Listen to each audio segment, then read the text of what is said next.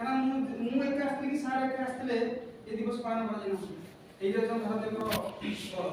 ତାପରେ ବଳ ବୋଲି ସମସ୍ତେ ଏକତା ହେଇକି କ'ଣ ମାରିବା ସେଇଟା ବଳ, ସେଇଟା ବି ଏକତା କହିପାରିବୁ।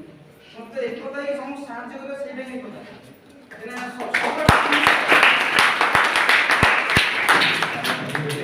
ଭାରତ ମହାନ, କାରଣ ଭାରତ ସମସ୍ତେ ଲଢ଼ିଗଲେ, ବ୍ରିଟିଶକୁ ଛାଡ଼ିଦେଲେ, ଆମର ସ୍ୱାଧୀନତା ନେଇ ଆସିଲେ। କେମିତି ମହାନ ହେଲେ? ଭାରତରେ ଆଗରୁ ବି ମହାନ ଥିଲା, ଏବେ ବି ମହାନ। ଏହାର ପ୍ରମାଣ ହେଉଛି ଅଯୋଧ୍ୟାରେ ଜନ୍ମ ହୋଇଥିବା ପୁରୁଷୋତ୍ତମ ରାମଚନ୍ଦ୍ର, ମଥୁରାରେ ଜନ୍ମ ନେଇଥିବା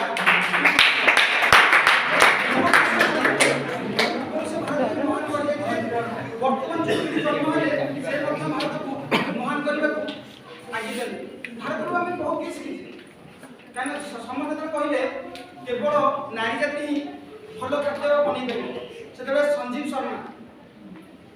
କପୁର ଭାରତର ଖାଦ୍ୟ ହିଁ ସାରା ଦେଶରେ, ସାରା ପୃଥିବୀରେ ପହଞ୍ଚାଇ ପାରିବେ।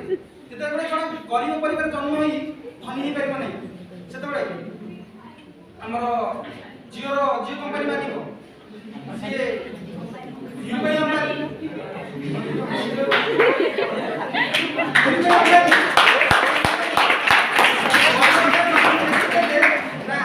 ଜଣେ ଗରିବ ପରିବାର ଜନ୍ମ ହୋଇ ମଧ୍ୟ ସେ ଧନୀ ହେଇପାରିବ। ଯେହେତୁ ସମସ୍ତେ କହିଲେ ଇଣ୍ଡିଆନ ସ୍ୱାଧୀନତା ମିଳିବ, ସେତେବେଳେ ଜଣେ କେବଳ ମହାତ୍ମା ଗାନ୍ଧୀ ଏକତାର ସହ ଆଗେ ଚାଲିଲେ, ପଛରେ ହଜାର ହଜାର ଲୋକ।